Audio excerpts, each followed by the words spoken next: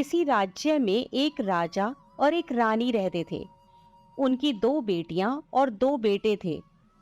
उनकी एक बेटी का नाम अमावस्या और दूसरी बेटी का नाम पूर्णिमा था। पूर्णिमा बहुत ही धार्मिक स्वभाव की थी। वह हमेशा पूजा पाठ किया करती थी और गाय की सेवा किया करती थी। घर का सारा काम भी करती थी।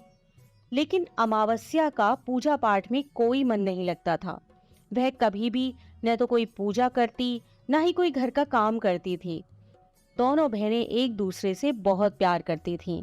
राजा रानी का व्यवहार भी पूर्णिमा के प्रति अच्छा नहीं था। वह अमावस्या को तो चाहते थे और अपने दोनों पुत्रों से भी प्यार करते थे, लेकिन पूर्णिमाशी को नहीं करते थे। धीरे धीरे समय निकलता है। राजा रानी के बच्चे बड़े हो जाते हैं। राजा अपने दोनों बेटों का विवाह कर देते हैं। अब बेटियां भी बड़ी हो रही थीं। फिर सभी लोग राजा से कहते हैं कि इनका भी विवाह कर दीजिए। राजा ने कहा, हाँ, विवाह तो करना है। फिर रानी ने राजा से कहा, पूर्णिमा का विवाह किसी बड़े घर में मत करना, क्योंकि इसे तो काम करना पसंद है, गाय की सेवा करना पसंद है, भजन कीर्तन और कहानियों में इसका मन लगता है, पूजा पाठ करना भी इसे अच्छा लगता है। अगर यह किसी बड़े घराने में चली गई तो वहां यह सब नहीं कर पाएगी, इसलिए इसकी शादी किसी गरीब घर में ही कर देंगे। राजा ने कहा, ठीक है। और राजा पूर्णिमा के लिए रिश्ता तलाशने लगा और अंत में एक गरीब और बहुत ही साधारण घर में राजा ने पूर्णिमा का विवाह तय कर दिया। तब रानी ने कहा, महाराज, अमावस्या भी तो शादी के योग्य हो गई है, इसके लिए भी वर देखिए। दोनों बहनों का विवाह एक साथ ही कर देंगे। राजा ने उसी गांव के राजा के बेटे के साथ अमावस्या का विवाह तय कर दिया। राजा ने रानी को बताया तो वह बहुत खुश हुई और मन ही मन सोचने लगी, अब देखते हैं कि ये पूर्णिमा गरीब के घर में कैसे रहती है। बहुत पूजा पाठ वाली बनती है, इसके भगवान इसकी क्या मदद करते हैं। फिर समय आने पर राजा ने अपनी दोनों बेटियों का विवाह कर दिया। अमावस्या को बहुत धन दौलत दी, लेकिन पूर्णिमा को कुछ भी नहीं दिया। पूर्णिमा के भाई भाभी उससे बहुत प्यार करते थे, क्योंकि वह अपनी भाभियों का काम में हाथ बटाती थी। लेकिन अमावस्या उन पर रौब जमाती, उनसे अपने काम कराती, इसलिए अमावस्या के प्रति भाभियों का ज्यादा स्नेह नहीं था। फिर अमावस्या और पूर्णिमा दोनों अपने अपने ससुराल चली गईं। एक बार की बात है, अमावस्या ने अपने घर में शिव चर्चा रखी। सबको बुलाया गया, लेकिन उसने अपनी बहन पूर्णिमा को नहीं बुलाया। पूर्णिमा अपने दरवाजे पर बैठी थी तो गांव की औरतों ने कहा, तुम्हारी बहन ने अपने घर शिव चर्चा रखी है, तुम नहीं जाओगी क्या? पूर्णिमा ने कहा, नहीं बहन, मैं नहीं जा रही, क्योंकि मेरी बहन ने मुझे बुलाया नहीं है, तो मैं कैसे चली जाऊं? तो गांव की औरतों ने कहा, नहीं बुलाया तो क्या हुआ, यह तो पूजा पाठ का काम है, तुम चलो हमारे साथ। गांव की औरतों की बात मानकर पूर्णिमा शिव चर्चा में चली गई। जब अमावस्या ने पूर्णिमा को देखा तो वह गुस्से से बोली, जब मैंने तुम्हें बुलाया ही नहीं था तो तुम मेरे घर कैसे आ गई? अब आ ही गई हो तो चुपचाप एक जगह बैठी रहना, इधर उधर मत घूमना। उसने पूर्णिमा की गरीबी का भी बहुत मजाक उड़ाया। पूर्णिमा की आंखों में आंसू बहने लगे। वह भगवान शिव से प्रार्थना करने लगी कि हे भगवान, मुझ पर आप कब कृपा करोगे? आखिर मेरा कसूर ही क्या है? क्या पूजा पाठ करना, गाय माता की सेवा करना और काम करना गलत है? भगवान, अब तो मुझ पर रहम करो। इस तरह वह भगवान से विनती करने लगी। शिव चर्चा पूरी हो गई और अमावस्या ने सबको प्रसाद दिया, लेकिन पूर्णिमा को प्रसाद नहीं दिया। वह वहां से बिना प्रसाद के वापस आ गई।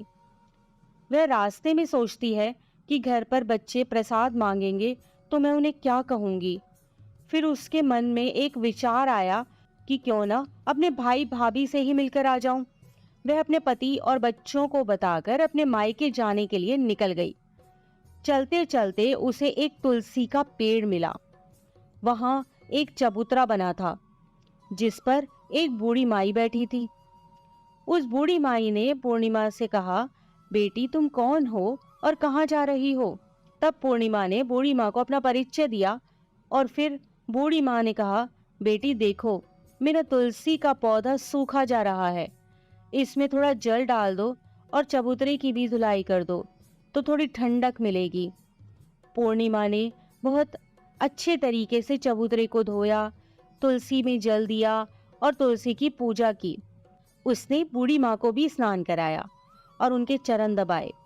फिर पूर्णिमा ने कहा, माँ जी, और कोई काम हो तो बता दीजिए, अगर नहीं है तो क्या मैं जाऊं? तो बूढ़ी माँ ने कहा, नहीं बेटी, और कोई काम नहीं है, अब तुम जाओ, और उसे खूब आशीर्वाद दिया। लेकिन तुम अपने मायके से लौटते समय मुझसे मिलकर जाना। उसने कहा, ठीक है माँ, और वह आगे चल पड़ी। चलते चलते रास्ते में उसे एक शिव मंदिर मिला। वहां भी एक चबूतरा था, उस पर एक बूढ़े बाबा बैठे हुए थे। वे और कोई नहीं, स्वयं शिव भगवान थे। लेकिन पूर्णिमा उन्हें पहचान नहीं पाई। बूढ़े बाबा ने कहा, तुम कौन हो बेटी? तो पूर्णिमा बोली, क्या बात है बाबा? बाबा ने कहा, बेटी, क्या तुम इस मंदिर की सफाई कर दोगी? बहुत गंदा हो गया है, और चबूतरा भी धो देना। मेरे नहाने के लिए 2 बाल्टी पानी भर दो, तो तुम्हारा बहुत एहसान होगा। पूर्णिमा ने खुशी खुशी बाबा के सारे काम कर दिए और भगवान शिव की पूजा की। थोड़ा और आगे चली तो उसे काली माता का मंदिर मिला। काली माँ भी एक बूढ़ी माँ के रूप में वहां बैठी थी। काली माँ ने कहा, बेटी कौन हो? तो पूर्णिमा ने अपना नाम बताया और कहा, क्या बात है माँ जी? तो बूढ़ी माँ ने कहा, बेटी, जहाँ सब पूजा पाठ करके तो चले जाते हैं, कोई मंदिर साफ नहीं करता। देखो मंदिर कितना गंदा हो गया है, जरा इसकी साफ सफाई कर दो। पूर्णिमा ने मंदिर की साफ सफाई की और उसने काली माँ का श्रृंगार किया, पूजा की। उसके बाद बूढ़ी माँ को भी स्नान कराया और उसके हाथ पैर दबाए। फिर वह आगे बढ़ी तो एक नदी मिली। वहां भी एक बूढ़ी माँ बैठी थी और वह और कोई नहीं, स्वयं गंगा मैया थी। उन्होंने कहा, बेटी तुम कौन हो? तब पूर्णिमा ने अपना नाम बता दिया और फिर बूढ़ी माँ ने कहा, बेटी, यहाँ सब स्नान करके तो चले जाते हैं लेकिन कोई सफाई नहीं करता, तुम यहाँ की साफ सफाई कर दो। उसने वहां की भी साफ सफाई कर दी। फिर वह बूढ़ी माँ भी उसे आशीर्वाद देने लगती हैं। फिर वह एक नाव में बैठकर नदी के उस पार चली जाती है। नाव में फूल बिछे होते हैं। वो फूलों की नाव में बैठकर अपने मायके पहुंच जाती है। उसके भाई भाभी पूर्णिमा को देखकर बहुत खुश हो जाते हैं और उसकी खूब खातिरदारी करते हैं। फिर सब खूब बातें करने लगते हैं। सुबह जब ननद जाने को तैयार होती है तो भाभी ने उसे एक लाल साड़ी दी और कहा, नंद जी, इस साड़ी को पहन लो और हाँ, जल्दी जल्दी आया करो, बहुत दिनों के बाद आई हो। तो पूर्णिमा ने कहा, ठीक है भाभी, आप जब भी मुझे बुलाओगी मैं तभी आ जाऊंगी। और फिर पूर्णिमा ने खुश होकर वह लाल साड़ी पहन ली और श्रृंगार भी किया। भाभीयों ने थैला भरकर उसे धन और गहने दिए। पूर्णिमा घर से निकल गई। चलते चलते रास्ते में फिर वही नदी मिली और नाव में बैठकर वह नदी के दूसरे पार आ पहुंची तो वही बूढ़ी माँ मिली जो गंगा मैया थी। उन्होंने कहा, बेटी आ गई अपने मायके से? तो पूर्णिमा ने कहा, हाँ माँ जी। तब बूढ़ी माँ ने एक थैला दिया और कहा, इसे ले जाओ, मैं कहाँ रखती फिरूंगी, ये बहुत भारी है, और हाँ, इसे रास्ते में मत खोलना, अपने घर जाकर ही खोलना। पूर्णिमा ने कहा, ठीक है माँ जी, और वह वहां से चल दी। आगे चली तो काली माँ का मंदिर मिला। वहां भी वही बूढ़ी माँ बैठी हुई थी। उन्होंने भी पूर्णिमा को एक थैला दिया और अब उसके पास 3 थैले हो गए थे। वह कुछ आगे बढ़ी तो शिव मंदिर मिला। वहां बूढ़े बाबा के रूप में भगवान शिव बैठे थे। उन्होंने भी पूर्णिमा को एक थैला दिया। वह थैला लेकर आगे बढ़ी तो तुलसी माँ मिली। उन्होंने भी एक थैला दे दिया। अब जब पूर्णिमा अपने घर पहुंची तो वह 5 थैले खोलने लगी। सबसे पहले उसने अपने मायके का थैला खोला। उसमें खाने पीने की चीजें, कपड़े और गहने वगैरह थे। उसने खाने पीने की चीजें और कपड़े बच्चों को दिए तो बच्चे बहुत खुश हो गए। दूसरा थैला जो गंगा मैया ने दिया था उसे खोला तो उसमें सोना चांदी भरा था। तीसरा थैला जो काली माँ ने दिया था, उसमें 16 सिंगार का सामान था। चौथा थैला जो भगवान शिव का था, उसमें सब खुशियां थी, धन संपत्ति सब कुछ था। पांचवा थैला तुलसी मैया का था। जब उसने उसे खोला तो उसमें चावल, गेहूं और हर तरीके का अनाज था। पूर्णिमा के घर अब किसी प्रकार की कोई कमी नहीं थी। धन संपत्ति और भंडार से उसका घर भर गया था। पूर्णिमा खुशी खुशी रहने लगी। एक दिन पूर्णिमा ने सोचा, क्यों ना मैं अपने घर शिव चर्चा कराऊं। फिर पूर्णिमा ने शिव चर्चा रखी, सबको बुलाया। वह अपनी बहन के घर भी गई बुलावा देने। जब अमावस्या अपनी बहन के घर शिव चर्चा में आई तो उसके घर में धन दौलत देखकर आश्चर्य में पड़ गई। फिर अमावस्या ने पूछा, तुम्हारे पास इतना धन दौलत और वैभव कहाँ से हो गया? तो पूर्णिमा ने कहा, देखो बहन, तुमने शिव चर्चा रखी थी, मुझे नहीं बुलाया, फिर भी मैं बिना बुलाए तुम्हारे घर गई, लेकिन तुमने मुझे प्रसाद भी नहीं दिया। फिर तुम्हारे घर से आने के बाद मैं मायके चली गई। और इस तरीके से एक एक करके पूर्णिमा ने सारी बातें अमावस्या को बता दी। अमावस्या ने कहा, मैं भी अपने मायके जाऊंगी, तुम मुझे भी डांटो और प्रसाद भी मत देना। लेकिन पूर्णिमा ने कहा, भगवान का प्रसाद है, मैं तो सबको दूंगी। लेकिन अमावस्या ने प्रसाद नहीं लिया और अपने घर जाकर बच्चों से कहकर अपने मायके के लिए चली गई। चलते चलते तुलसी माँ मिली। उन्होंने कहा, बेटी, यह एक चबूतरा धो दो, तुलसी में पानी डाल दो। तो अमावस्या ने कहा, ए बुढ़िया, मैंने इतनी महंगी साड़ी पहन रखी है, जी गंदी हो जाएगी, मैं कुछ नहीं करूंगी। आगे चलकर भगवान शिवजी मिले तो उसने उनसे भी ऐसे ही कह दिया। उससे आगे काली माँ मिली तो उनसे भी यही कह दिया। और फिर गंगा मैया मिली और उनसे भी उसने ऐसा ही किया और उनका कोई काम नहीं किया। जब वह नाव में बैठी थी, नाव में कांटे थे, ये कांटे उसके पैरों में चुभ गए। फिर वह अपने मायके पहुंची। जब उसे भाभीियों ने देखा तो मुंह बना लिया, जे कहाँ से आ गई। अरे, पूर्णिमा के पास तो कुछ नहीं था, इसलिए उसे सब कुछ दिया, लेकिन यह यहाँ क्यों आई है? चलो कोई बात नहीं, अब आ ही गई है तो क्या कर सकते हैं। उन्होंने अमावस्या से कहा, आओ जीजी बैठो। अमावस्या खाना खाकर सो गई। सुबह हुई तो अमावस्या ने कहा, भाभी अब हम चलते हैं। तो भाभी ने कहा, ठीक है। तब अमावस्या ने कहा, भाभी, पूर्णिमा को तो आपने थैला भरकर सामान दिया था, मुझे कुछ नहीं। तो भाभी ने कहा, जाओ, तुम्हारे घर थैला पहुंचा देंगे।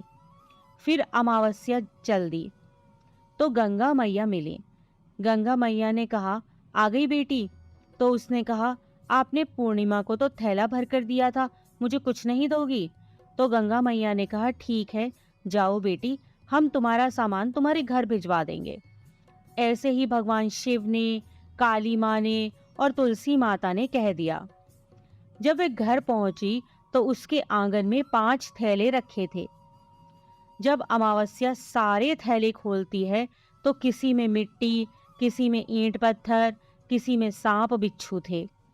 उसने अपना माथा पीट लिया और कहा, हे भगवान, हमें मायके में भी कुछ नहीं मिला और इधर भी कुछ नहीं मिला। फिर अमावस्या दौड़कर पूर्णिमा के पास जाती है और कहती है, तुझे इतना सब मिला लेकिन मुझे तो कुछ भी नहीं मिला।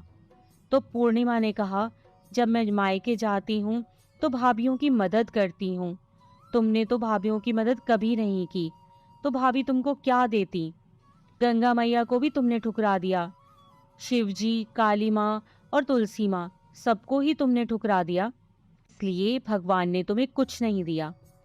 अमावस्या कहती है, बहन मुझे माफ कर दो, मैंने सदा तुम पर अत्याचार किए हैं, लेकिन इसमें मेरा कोई कसूर नहीं था। तुम मुझे भी विधि बतलाओ जिससे मैं भी भगवान की भक्ति करके सब कुछ पालूंगी। तो पूर्णिमा ने कहा, बहन देखो, 3 ही बातें हैं ज्ञान की। पहली, सब पर दया करना, दूसरी, चर्चा करना, और तीसरी है 108 बार ओम नमः शिवाय का जाप करना। बहन, भगवान ने जो 3 सूत्र दिए हैं वह प्रसाद के रूप में स्वीकार कर लो और हृदय में बसा लो। मैंने सच्चे मन से भगवान का पूजा पाठ किया, सबकी मदद की, सबका काम किया, इसलिए मुझे सब कुछ मिला। और तुम्हारे पास जो भी था वह भी खत्म हो गया। अमावस्या अपने घर गई और खूब पूजा पाठ करने लगी और भगवान शिव से उसने मन ही मन माफ़ी मांगी। इसी प्रकार की अन्य व्रत एवं पौराणिक कथा कहानियों के लिए हमारे चैनल को सब्सक्राइब और शेयर करें ताकि आप भी दूसरों तक इन्हें पहुंचाकर धर्म लाभ प्राप्त कर सकें।